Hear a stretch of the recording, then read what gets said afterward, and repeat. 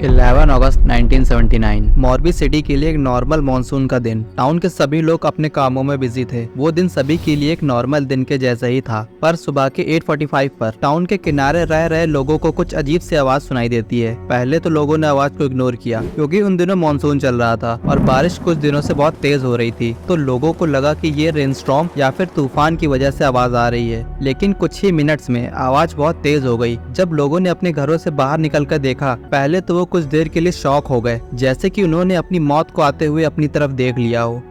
वो जो देख रहे थे वो असल में उनकी मौत ही थी। उन्होंने देखा कि 20 से 30 फीट तक का पानी की बाढ़ उनकी तरफ बहुत तेजी से आ रही है और 20 से 30 फीट तक का पानी कम लग रहा है। तो मैं आपको बता दूं, अप्रॉक्स डबल स्टोरी बिल्डिंग कितना साइज होता है 20 से 30 फीट। जब वहाँ के लोगों ने अपनी जान बचा के भागने की कोशिश की और अपने आसपास वाले लोगों को वार्निंग दी, लेकिन तब तक बहुत देर हो चुकी थी। मोरबी टाउन में अक्सर फ्लड्स यानी कि बाढ़ आती रहती है और लोगों को पता रहता है कि मानसून सीजन में कभी भी बाढ़ आ सकती है, क्योंकि मोरबी टाउन एक मच्छू रिवर के पास में था। लेकिन उस दिन इतना पानी कहां से आ रहा था? फिर टाउन के लोगों को वार्निंग मिली कि मच्छू डैम टूट चुका है, लेकिन अब बहुत देर हो चुकी थी और मच्छू डैम टूटने की कुछ ही देर बाद इतना भयानक डिस्ट्रक्शन टाउन का हुआ, जिसके बाद गिनीज वर्ल्ड रिकॉर्ड बुक के पन्नों में भी Machchhu dam disaster one of the worst dam disaster की लिस्ट में शामिल हो गया।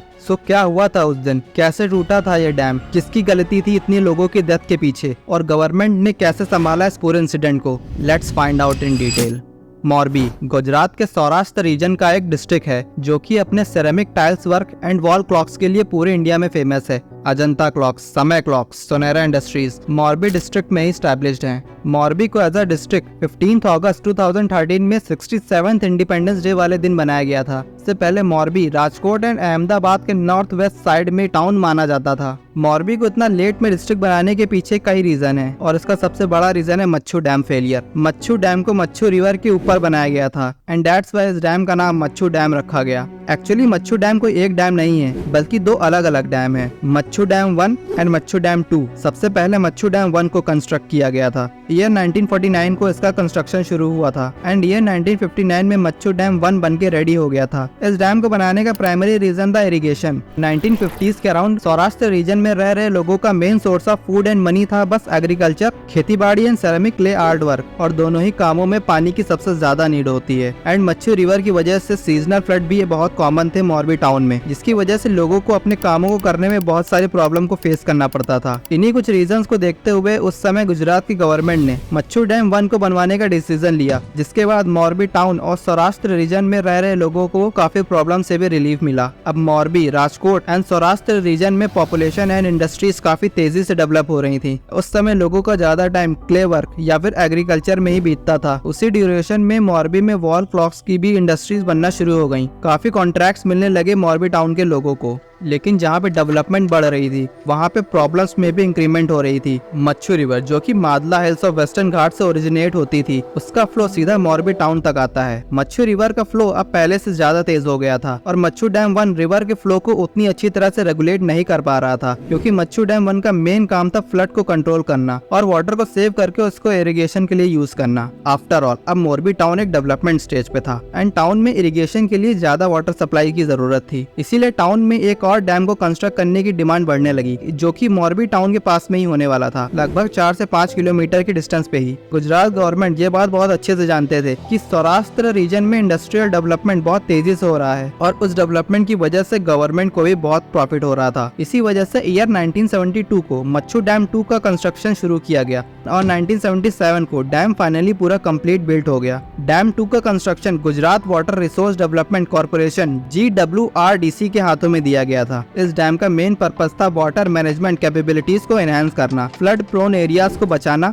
और एग्रीकल्चर इरिगेशन के लिए पानी को सेव करना। रीजन तो और भी थे, जैसे कि इलेक्ट्रिसिटी जनरेशन में हेल्प करना, रिवर के वाटर फ्लो को भी कंट्रोल करना, ताकि मानसून सीजन में खेतों को बचाया जा सके जो एरिया रिवर के पास में थे। अब मच्छू डैम 2 एक डाउन स्ट्रीम डैम था, मतलब कि रिवर के पानी का फ्लो नीचे की तरफ था, just because of Machchhu dam river Madla hill से ओरिजिनेट होती थी, और Machchhu dam 1 upstream dam था, मतलब कि ऊपर की तरफ, जहाँ से रिवर्स शुरू होती थी। अब पानी मच्छू डैम 1 से फ्लो होते हुए मच्छू डैम 2 तक नीचे की तरफ जाता था और मच्छू डैम 2 पानी को ओवरफ्लो होने से बचाता था ताकि मोरबी और आसपास के एरिया में फ्लड आने से रोका जा सके और रिक्वायर्ड वाटर को सेव करके इरिगेशन के लिए भेजा जा सके। अब मच्छू डैम सेकंड के कंप्लीट होने के 2 साल बाद 11 अगस्त 1979 मानसून का वो नया दिन, बारिश बहुत तेज हो रही थी और पिछले 4-5 दिनों में पहले के कंपैरिजन में कुछ ज्यादा ही बारिश हो रही थी एंड इसी वजह से सुबह के 8:30 बजे पानी से भरा मच्छू डैम 2 टूट गया एंड सिर्फ 20 मिनट में ही पानी मोरबी टाउन तक पहुंच गया। जब तक टाउन के लोगों को कुछ समझ आता तब तक पानी ने तबाही मचाना शुरू कर दिया था। लोगों ने देखा कि पानी का फ्लो फोर्सफुली उनकी तरफ आ रहा है एंड वाटर लेवल 20 से 30 फीट तक का था। अगर उनकी नजर से देखने की कोशिश करो तो ऐसा लगेगा कि डबल स्टोरी बिल्डिंग जितनी पानी की लहर सामने से आ रही हो। 40 मिनट से 1 घंटे के बीच में ही मोरबी टाउन पूरी तरह से पानी में डूब चुका था। लोगों के घर टूट चुके थे, पेड़ गिर गए थे। बहुत से फैमिली मेंबर्स को तो घर से बाहर आने का भी मौका नहीं मिला।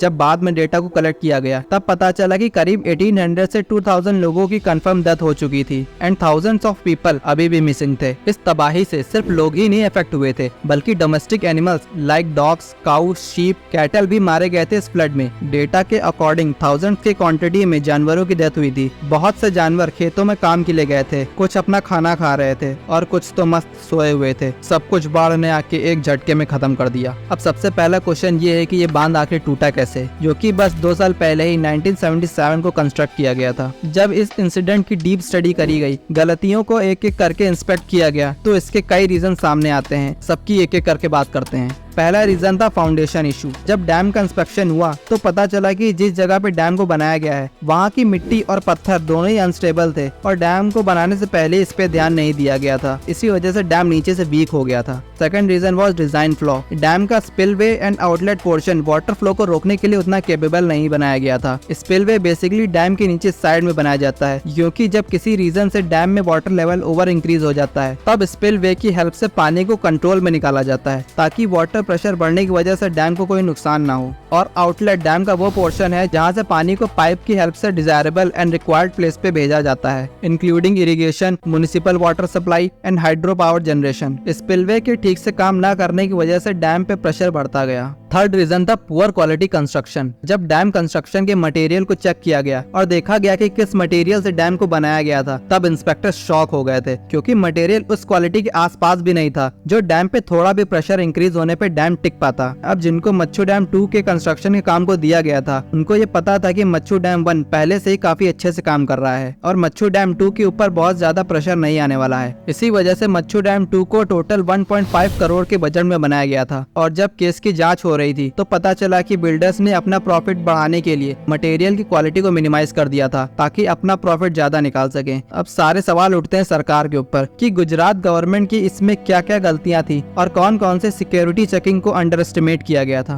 पहला था lack of monitoring and maintenance. सरकार ने डैम के कंस्ट्रक्शन को उतने अच्छे से मॉनिटर ही नहीं किया था, रेगुलर चेकिंग एंड फ्लॉस को डिटेक्ट भी नहीं किया। अक्सर जब भी डैम्स बनाए जाते हैं तो उसमें गवर्नमेंट की सिक्योरिटी चेकिंग का एक बड़ा रोल होता है ताकि सरकार को डैम के कंस्ट्रक्शन से रिलेटेड सारी इन्फॉर्मेशन मिलती रहे। जब इन्वेस्टिगेशन को आगे बढ़ाया गया तो गवर्नमेंट के ऊपर ये एलिगेशन भी सामने आए कि कुछ गवर्नमेंट एम्प्लॉयज ने कॉन्ट्रैक्टर के साथ मिलकर पैसों और मटेरियल को लेकर फ्रॉड किया था। अब डैम टूटने की वजह से मोरबी टाउन तो पूरी तरह से बर्बाद हुआ ही था। इसके अलावा मोरबी टाउन के साथ साथ अप्रॉक्स 20 से 30 टाउन एंड विलेजेस में डैम फेलियर के डिस्ट्रक्शन को देखने को मिला, जैसे कि मलिया टाउन जो कि डैम एरिया से 20 किलोमीटर दूर था, हलवाद टाउन जो कि 45 किलोमीटर दूर था डैम एरिया से, नवा सदुल्का एंड त्रम्बू विलेज ये दोनों 20 किलोमीटर दूर थे डैम एरिया से, वांकनेर जो कि 30 किलोमीटर दूर था डैम एरिया से। अब जैसे ही सरकार को पता चला डैम फेलियर के बारे में तुरंत ही गवर्नमेंट एक्शन में आ गई। Medical kits and food kits को लोगों तक पहुंचाया गया। जो लोग अपने घरों में या फिर कहीं न कहीं फंसे हुए थे उनको बाहर निकाला गया। कई सारे एनजीओज को भी इस एक्सीडेंट के बारे में पता चलते ही एक्शन में आ जाते हैं। मोरबी टाउन में अपनी जान को रिस्क में डाल के लोगों की हेल्प करने लगते हैं। गवर्नमेंट को कई महीने का समय लग जाता है टाउन को वापस से रिकवर करने में। जिन लोगों ने अपने घर को खोया था, अपने फैमिली मेंबर्स को खोया था, उनको कंपनसेशन दिया गया 20 से 30 हजार तक का। कंपनसेशन मनी लोगों के लिए वैरी करते रहे। जिनको बहुत ज्यादा नुकसान हुआ था उनको ज्यादा कंपनसेशन मिला, लेकिन क्या ये कंपनसेशन लोगों को उनकी पुरानी हैप्पी लाइफ में वापस ला सकते हैं? जिनके मदर, फादर, भाई बहन, कुछ के तो पूरी फैमिली ही हमेशा के लिए उनसे दूर हो गई, क्या वो सरकार उनको वापस ला के दे सकती है? अगर उस दिन कॉन्ट्रैक्टर्स और गवर्नमेंट वर्कर्स ने कुछ पैसों के लिए गलतियां ना की होती तो 11 अगस्त के दिन इतने लोगों को अपनी फैमिली एंड फ्रेंड्स को खोना नहीं पड़ता। इसीलिए कहते हैं जिस किसी को भी आप अपने गवर्नमेंट के लिए सही समझते हैं और आपको लगता है कि ये सरकार आपके लिए कुछ अच्छा करेगी, उनसे अपने सवालों को पूछो और उनसे पूछो कि वो अपने पोस्ट के प्रति कितना रिस्पॉन्सिबल है। और इस तरह 11 अगस्त 1979 की डेट गिनीज वर्ल्ड रिकॉर्ड की बुक में प्रिंट हो जाती है as a worst dam failure के नाम से।